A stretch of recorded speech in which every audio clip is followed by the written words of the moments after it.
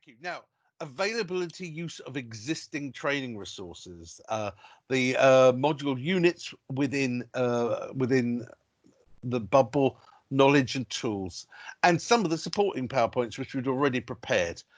How much more adaptation did you need to do when you moved to blended learning? Start with Laura and then John.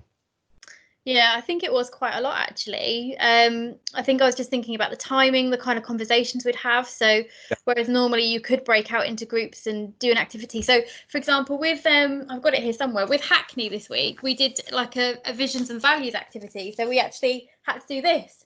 Right. Yeah. So I had to draw it first, because normally I'd be in a room and we could go off and do papers and pens activities. I know, Marius, you have big paper and pen stuff. I love it. Yeah. Yeah, so I had to adapt quite a lot of those activities and think, right, how am I going to facilitate that, where they need to go off and actually think about this and draw it or represent it in some kind of way, or do a thought shower, or talk about the top 3 priorities, like the Diamond 9 activity, for example. How do I facilitate that online? So yeah, I think a lot of the materials did need adapting for that purpose. And like John said as well, just to make sure that you were really confident as well with some of the materials, especially some of them were still newish, you know, around resilience and the graphics and stuff like that, I guess. Thank you, John. Just echoing what Laura said, really, you know, because you know, for example, you know, let's think about structured conversation training, you know, that we do, you know, where we ask them to, you know, do those various activities.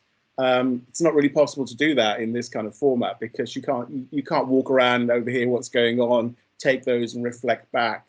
You have to really think about the limitations of the technology that you're using, what can and can't be done. The good news is there's a lot of evolution in this technology, so more and more features are added over time that we can use. I think for me, what's been really powerful are the web quests, Marius. You know, I think what the video web quests are. Yeah, really powerful way to go. Yeah. I think so. I was excited as I was doing them. I was getting more excited, because what it does, it sort of takes your role. It takes part of your role as a coach. It facilitates your coaching role rather than your training and delivery role. Yeah. Isn't it? You know, so the web quests help the learning perhaps before a session and after a session. And you can concentrate on making sure the understanding is deep. Maybe. The other thing to bear in mind is that, you know, the model that we have in Achieving for All is that we are coaches, but we are also to some extent trainers.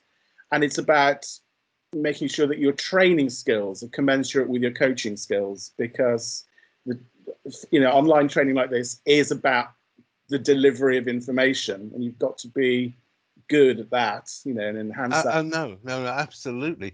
Chris Wordhouse asked a question, and Laura's answered it. Does Teams have a breakout room facility? Yeah, it's not the best. So you can create subgroups within it to do it, but that does take up quite a lot of time and it's a bit more messy. That's one of the reasons why we're going to use Zoom next week for Southwark, because the breakout rooms there is a lot more easy. I think Microsoft said they were going to develop it in April or something, and we're still waiting for a decent one.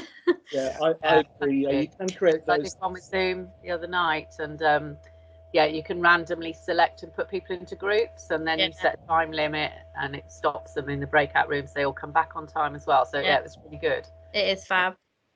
Yeah, I agree with Laurie. I mean, you can create subgroups or sub-rooms within rooms, and you can allocate people to those rooms.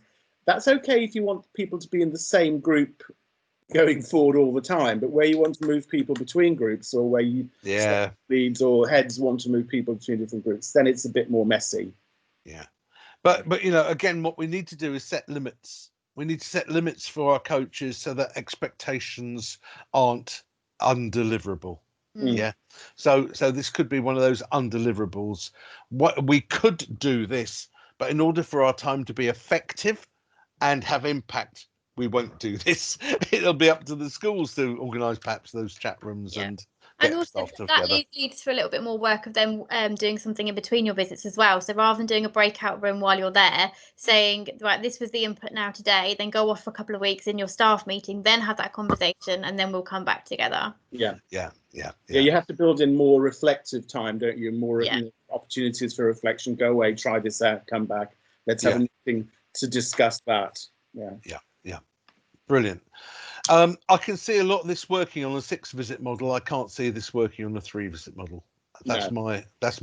my feeling at the moment. Yeah. You know, 6 visits gives you a bit more flexibility as to putting in an hour here or 2 hours there, and spreading it, but tracking it over a period of time. But I can't see this working on 3 visits. So that's worth Chris and I thinking about in what we say to customers, new customers and old customers, about what we can offer through blended learning. On the other side of the spectrum, 18 could be challenging, I guess, just in terms of fitting it in, especially with schools maybe not being ready to start up with learning straight away in September.